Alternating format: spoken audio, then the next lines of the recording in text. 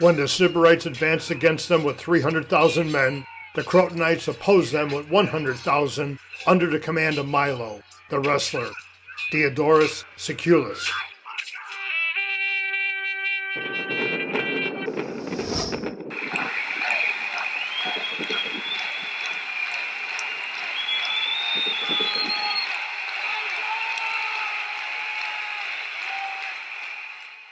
Hey everybody, John Abdo here, author of Wolves of Croton, The Untold Story of Milo.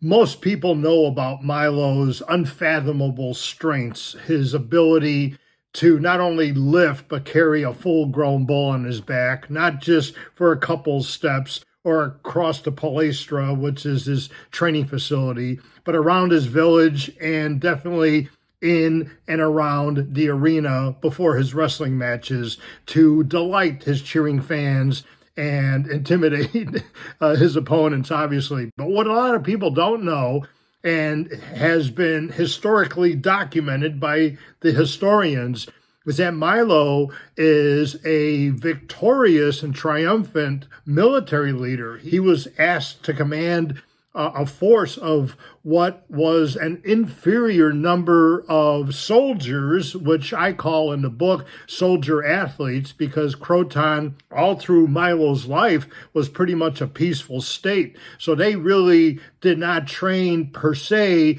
for military conflict or for battle, even though that there were periods where they wore a panoply of different type of armaments, whether it was shields or breastplates or bushskins and greaves and holding on to swords and bows and arrows and javelins and things like that.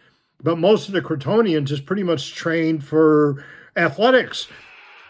Now there arose among the Sybarites a leader of the people named Teles, who brought charges against the most influential men and persuaded the Sybarites to exile the 500 wealthiest citizens and confiscate their estates. And when these exiles went to Croton and took refuge at the altars in the marketplace, Teles dispatched ambassadors to the Crotonites, commanding them to either deliver up the exiles or to expect war. Diodorus Siculus. But later on in Milo's life, the animosity between their neighbor, Sybaris, which is only like 12 miles north of Croton, kept building up and building up and building up. And this was going on for decades because Teles, who was the Ocus of Sybaris, he was the man in charge. If you want to call him a man, you'll learn a lot about Teles in the book. He actually killed his parents to usurp the actual throne, to become the ruler of Sybaris, and he oppressed even his own people. But Teles all along hated Croton, again, going way back even before Milo's birth, because Teles hated Diotimus, Milo's father, because Diotimus broke the jaw of one of Teles's most prestigious athletes and just embarrassed Sybaris, embarrassed Teles. Sybaris economy thereafter started to dwindle as Crotonian economy started to uprise because of the fact Diotimus took over that city-state. The Sybarites went to war with 300,000 men against 100,000 Crotonites, and starting an unjust war, they stumbled into destruction. Diodorus Siculus. Herodotus writes, Milo's army was outnumbered 3-1. But Milo commanded an army that was said to be 100,000, a huge number, but it was inferior against Teles's army. Some say it was outnumbered 3-1. Some say literally 100,000 against 300,000 Sybarites, the Crotonians or the Crotonites against the Sybarites. Milo led the charge against the Sybarites wearing his Olympiad crowns draped in a lion's skin. Diodorus Siculus. And Milo, like Hercules, went to the battlefield wearing a lion's hide. Milo used his skilled wrestling techniques to kill the lion and to walk into the battlefield. So there's a lot more said in the book, obviously. I don't want to give the whole story away.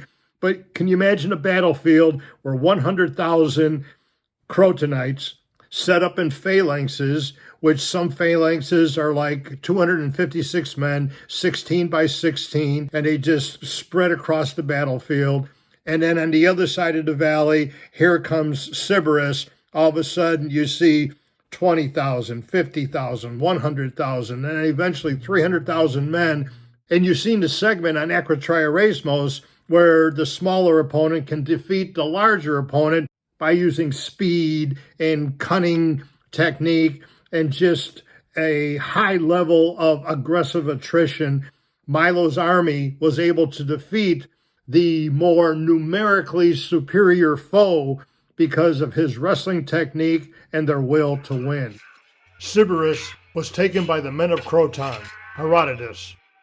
So pick up the book if you haven't already to not only read about Milo of Croton, the strongest man in history of all time, the man also known to be able to carry a bull, multiple-time Pan-Hellenic wrestling champion, multiple-time Olympiad wrestling champion, and also a revered military commander who prevented his city-state of Croton from meeting the demise of their adversary, Tellys of Sybaris.